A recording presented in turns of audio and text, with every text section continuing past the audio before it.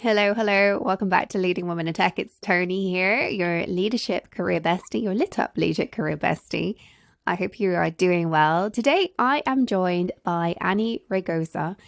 She's the Director of Client Services at Clear Digital, which is a digital agency specializing in marketing and advertising for B2B. However, we're here to talk about being a woman. One of the things that when I first met Annie, we had this amazing conversation about how her femininity has really delivered for her as a leader. And I was like, we have to talk about this on the show because I think femininity has become frowned upon. Society thinks femininity is a bad thing these days. Toxic femininity. And I really wish we could reclaim it. And I hope that this conversation, where we're going to dig into how femininity is a leadership advantage, how when Annie is the only woman in the room, she's helped others learn how to hear each other better. They listen better. They think things through more thoroughly. We're going to talk through that today, that female dividend that companies are now benefiting from. I actually derailed the conversation a little bit by getting on one of my soapboxes around how I think actually the last 15 years and some of the shift we've seen culturally in the workplace is partly due to the fact we're now seeing more women in leadership. And I call out in particular the VP of people roles, as I think they've seen a big increase, and we've got a lot of work to do across the whole of the sector of tech. But I think VP of peoples have seen this big increase. And so I dig into that a little bit. We're also going to talk about allyship and being vulnerable, just a little bit about being vulnerable. So without further ado, let's get Annie onto the show.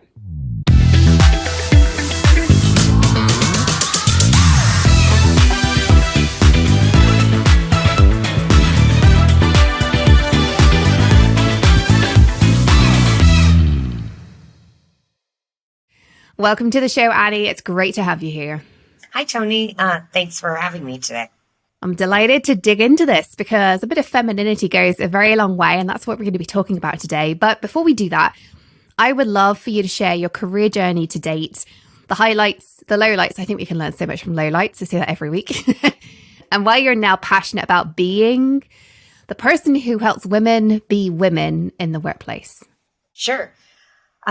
So starting early in my career, I think just like most people graduating college, not having any idea what I wanted to do. I really just jumped into the first job that I thought was in the realm of the industry that I, thought I should be in, which was within advertising. And so I think that that's almost the best way to do things too, is just to jump right in and, start to a little bit of trial and error. And so working into search engine marketing, media planning and buying for many years, and then realizing I really enjoyed the customer client relationship aspect of my career. So I then pivoted into account management and then eventually leading those teams of media planning, account management in different roles, different organizations, which has since led me here to Clear Digital today. And I think within that whole process, there's been things that I've learned and taken away from each, organization, each type of personality I work with. So what would you say has led you to where you are today? What about your journey meant that you chose this particular path? I think that, what I really enjoyed was talking to people, understanding that people have concerns and issues and being able to identify how we can accomplish those goals together. That's really gratifying for me, and doing that in a creative way was really great too. But I think that what I really love and lean into over the years is the fact that there's this human element to my job. And so really understanding people is really the priority in being successful in these relationships, in also the work that I do.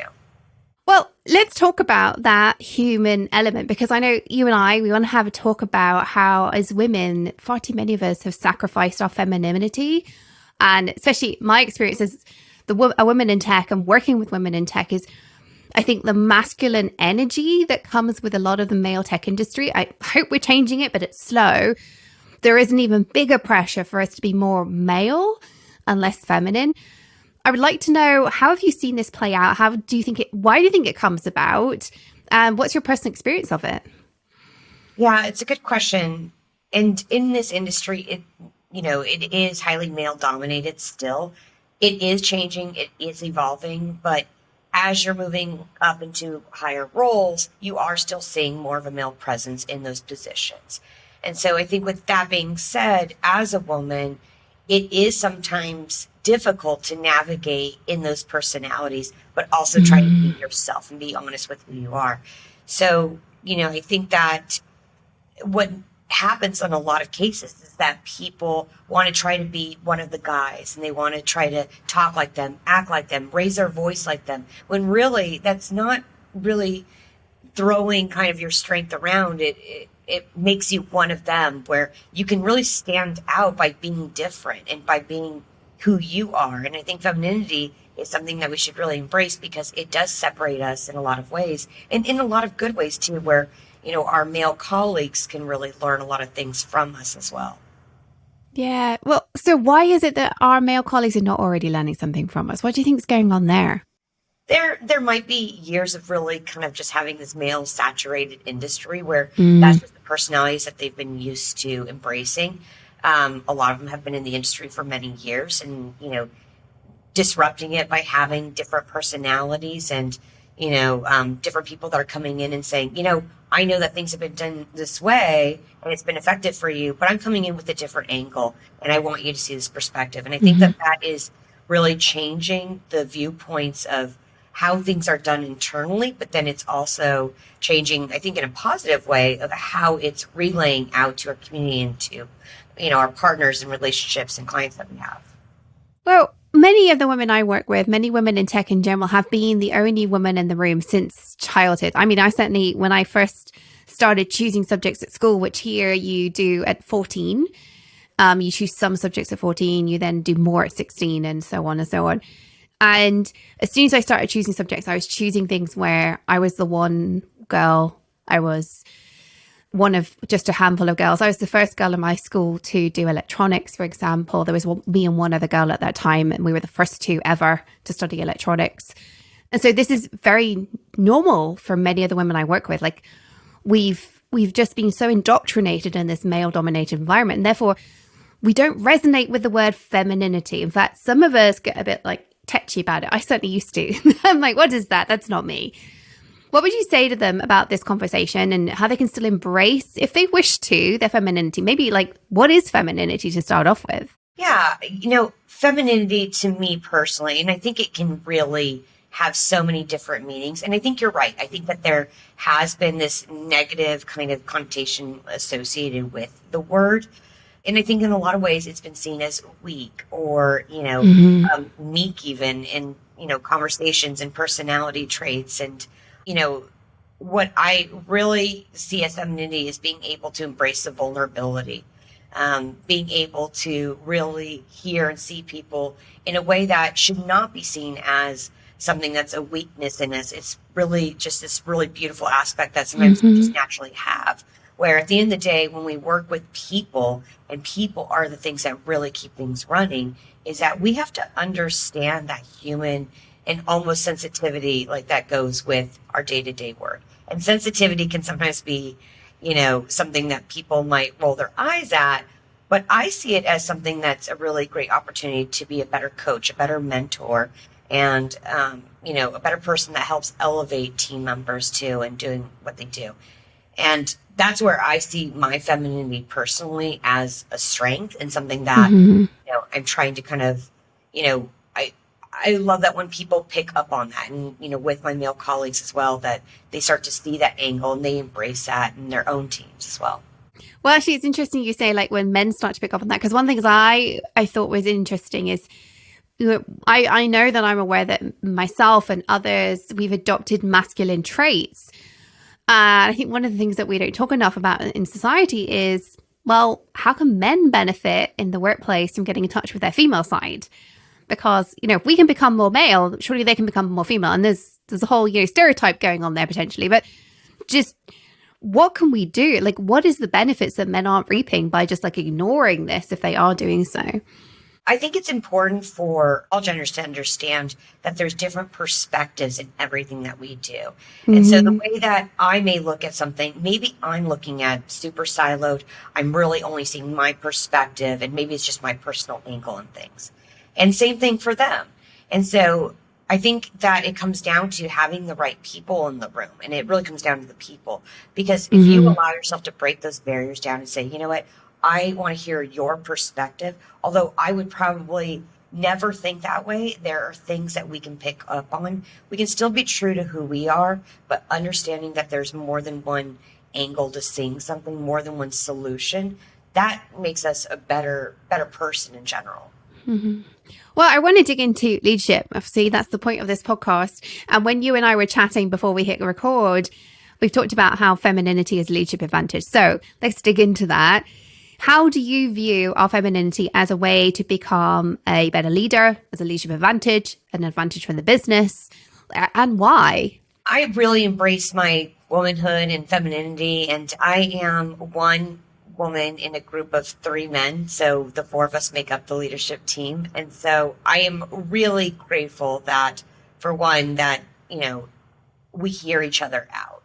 And coming into, this organization specifically, you know, there have been things done a certain way. And so being able to hear those different viewpoints has really allowed, and for myself too, I have, haven't been in this situation where I am on a leadership team with three other men in particular, and we're handling very difficult conversations.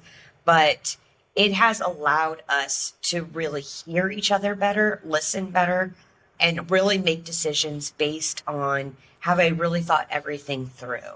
And I think that naturally came with time of, working with each other, hearing each other. But the big key is that you have to listen. You have to be able to take a pause and to hear each other out. Mm-hmm. And that has made us collectively better leaders, here at this company. So are you saying that your femininity is the thing that's giving you the ability to pause, or is it that you're different, which means everybody has to pause? Like, where does the benefit come from? My take on it has been, maybe collectively differ from their perspective in management, and not in a bad way. There are things that I, can definitely learn and pick up from. I think my femininity has really instilled the way I like to manage and the way I like to coach. And it's really kind of understanding the person better versus let's just kind of resolve the issue. So I think that was something that was just kind of naturally ingrained. And so when I'm able, I've been confident and opening myself up and saying, hey, this is the approach I like to take. This is why I like to take it. And it is, by far maybe a little bit different from what they've been doing, but being able to take that pause collectively, all of us, and understand that has really helped us move forward.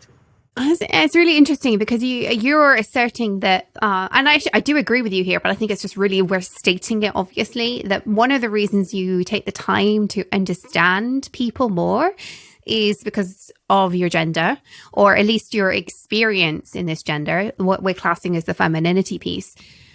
And that therefore you're saying that you're a better leader. Is that a correct definition of what you're getting at? I actually do agree with you, but in case that sounds like I disagree with you. Yeah, I totally, what you said was spot on. Mm-hmm. And I think the most important part too is being honest with who you are. And this is who I am. This is how I like to coach.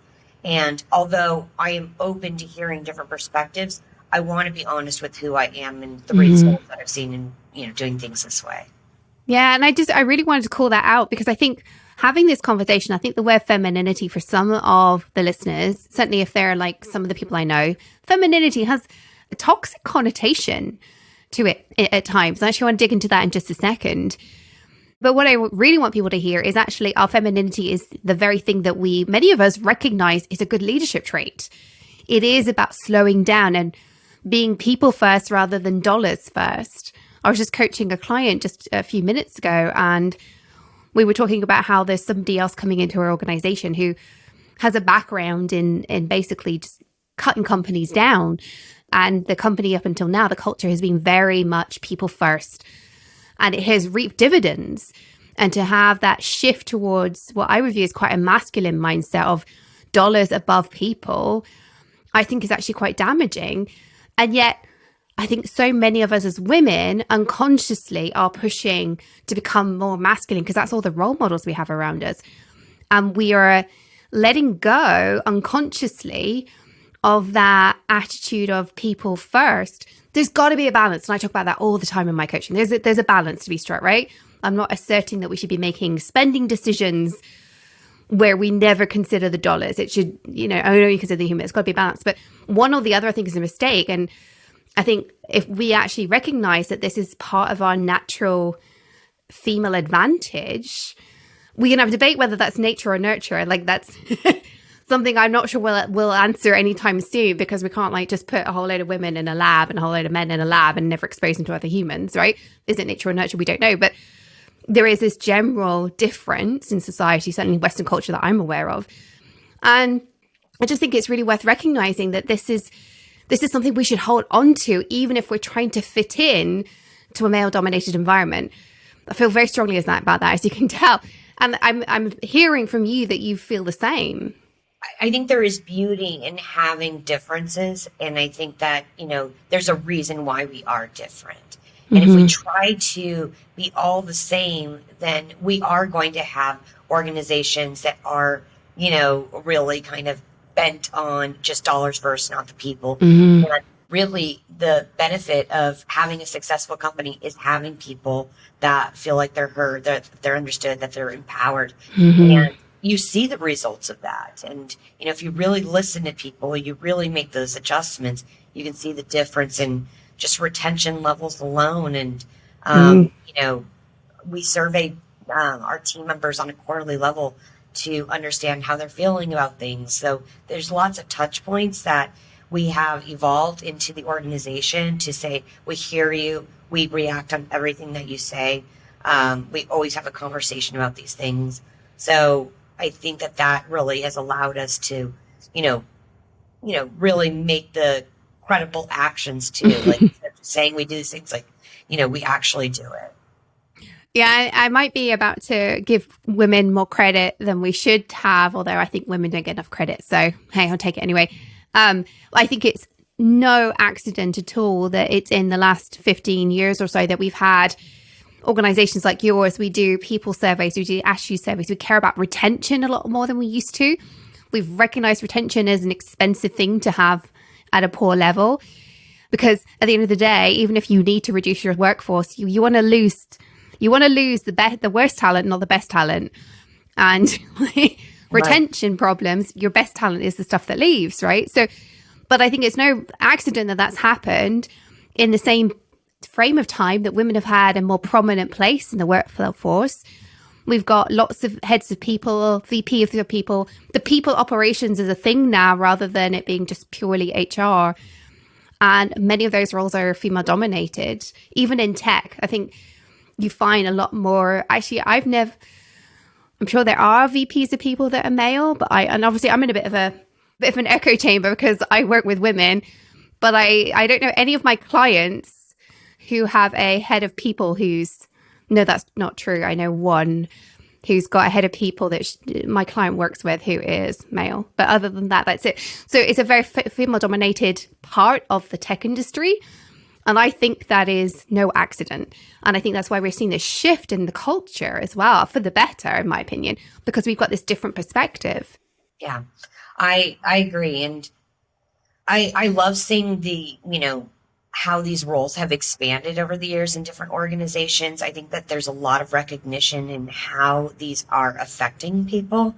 I think there's also a lot of things that happen globally too that we weren't expecting, and how that affects people from a vulnerability standpoint as well. Like COVID is obviously a prime example of that.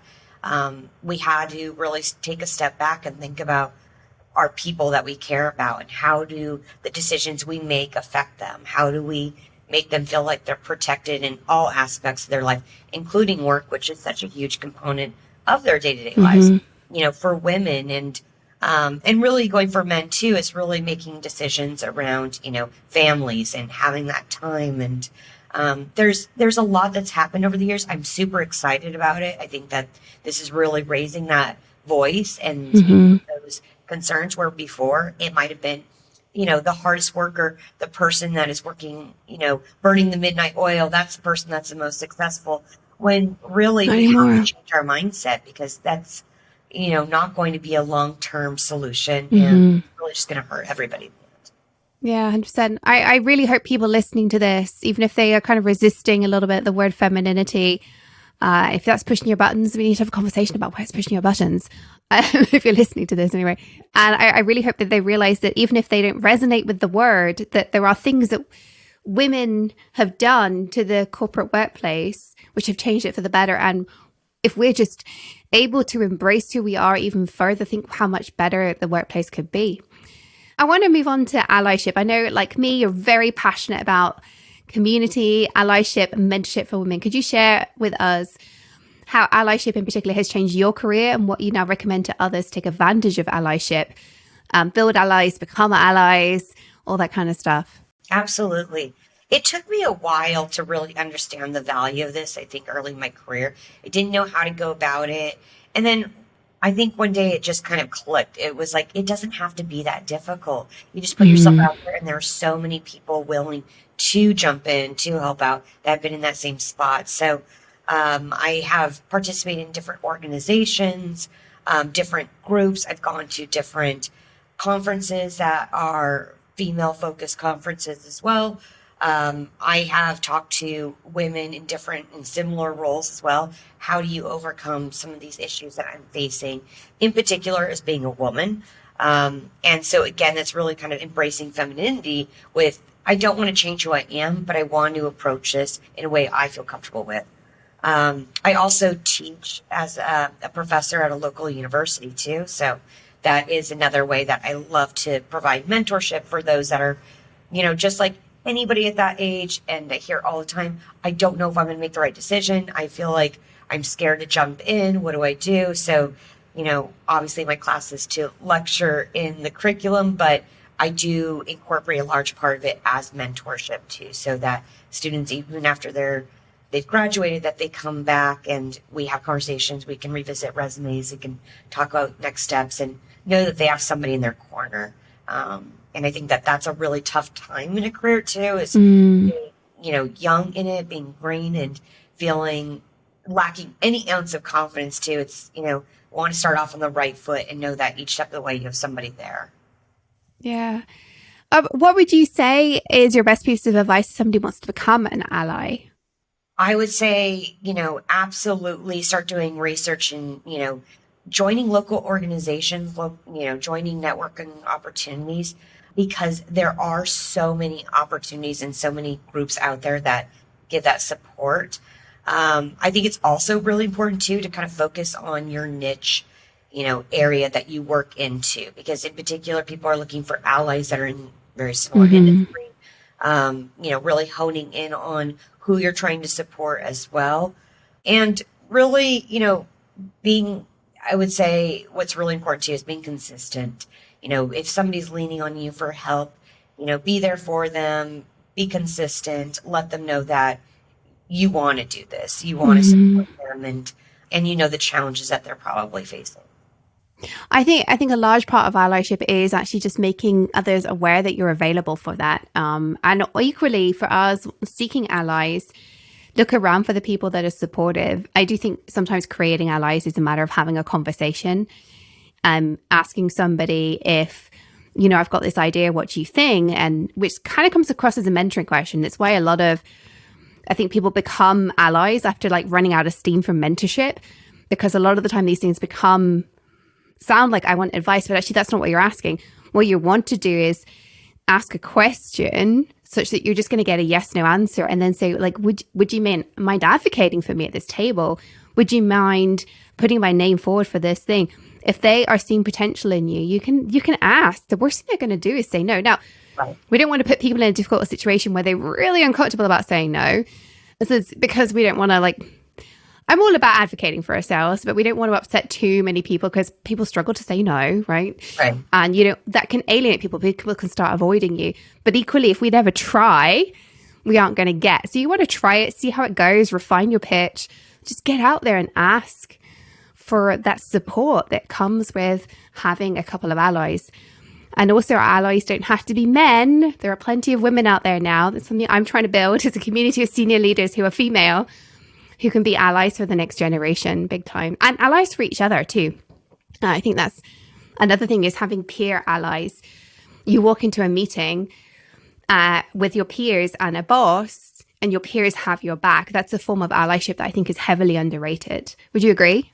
I agree. I love that you said that too, because you want to do good by your team. And, for Mm-hmm. me personally, it's always my priority is to make sure that they are protected, they feel good, they feel, that they're knowledgeable and that they are empowered to do great things. But I also want them to also feel like, hey, I can go to Annie if I have a concern, if I have a question. Mm-hmm. And there is no shortage of people knocking on my door, reaching out to me via Zoom saying, hey, can we have a quick conversation? Can we talk?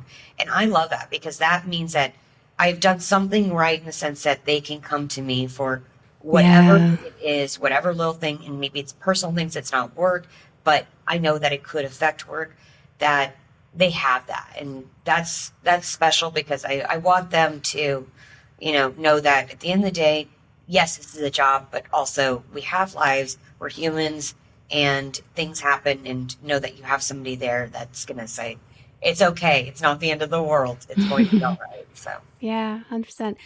Well, what is the number one piece of advice you would give to a woman in tech today, considering her next leadership career move?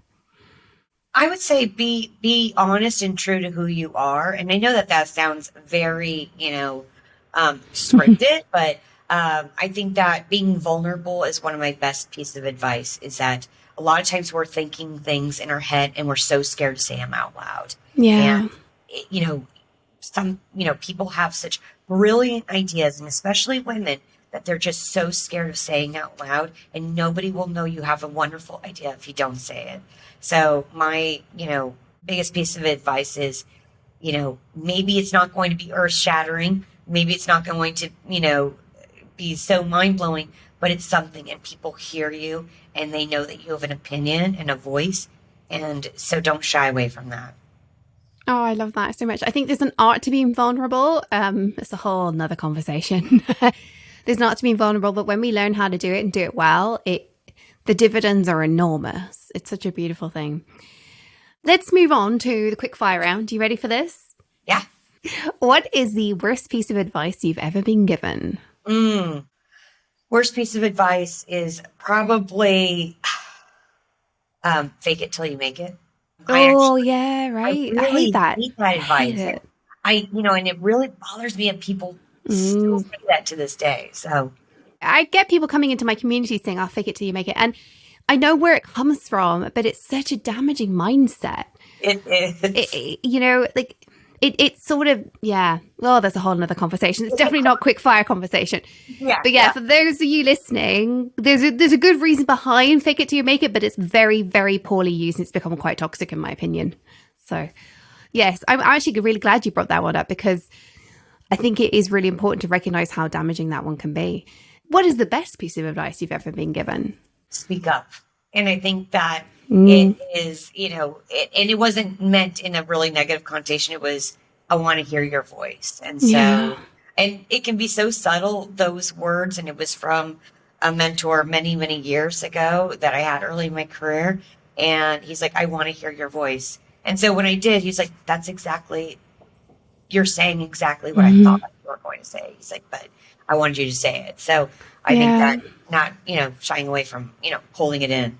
Yeah. And I want to state something obvious for the benefit of the audience here as we're talking about femininity in this show. I just want to point out that speaking up is not against femininity. In fact, I would argue that being feminine is recognizing the power of your voice. I just have to state the obvious, but sometimes because of society's expectations around us, we should be seen and not heard, pretty and quiet. That's not femininity, that's indoctrination. Femininity is having a voice and using it. I love that piece of advice. What's the last book you read? Horse by Geraldine Brooks. Ooh. Really interesting story. It's about this record breaking thoroughbred, which may not seem super interesting, but it just dives into really the idea of enslavement across animals Oh, and people as well. And so it was just a really beautiful story. Actually. oh, I might have to read that one. Definitely. I will make sure a link to that one is in the show notes for listeners if you're interested. What's the last movie or TV show you watched? I just recently watched Tar by Kate Blanchett. Oh, yes. It was pretty incredible. I really, really enjoyed it. Such a powerful film.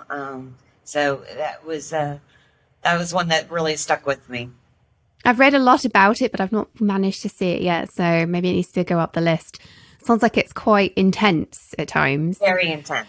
Okay, not a Friday night fun flick then. No, it was more of a lounge kind of movie with the dog laying on my lap. So it was kind of a perfect scenario. Yeah. Oh, wow.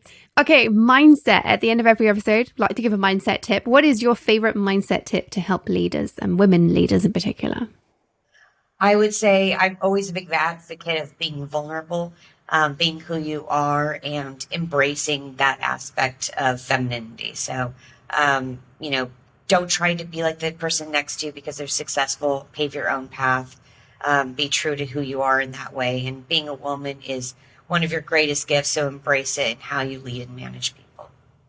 Oh, beautiful. Well, this has been a great conversation, and I'm sure a few people at least will be interested in what you do and your work and connecting with you. So where can people find out more about you and what you do? Sure. I have LinkedIn. So Annie Raygoza at Clear Digital. So my LinkedIn is associated with that. And then also I am on medium.com, and I do write a couple articles a month as well, specifically around being a woman and in client services in this industry. So again, under Annie Raygoza. I'll make sure we link to both of those in the show notes. Thank you so much for being on the show today. This has been a wonderful conversation. I think it's something I want more of us to talk about, is being female, being feminine. Let's detoxify that word. I think femininity has become poorly misunderstood in the last few years. So I'm happy to have conversations where we can turn that around. But any final thoughts you want to leave listeners with today? I think just, really being able to embrace yourself and embrace others and in their viewpoints and their perspectives. And I think collectively that just really opens us up to be better people in general. So hearing each other out, no matter who you are, is always going to be impactful. Beautiful. Thank you so much. Thank you so much for this conversation, for your time and being on the show. And listeners, please embrace your femininity. But until next time, as always, stay on your tech leadership game, follow your dreams, because the world really does need that uniqueness that you bring as a leading woman in tech.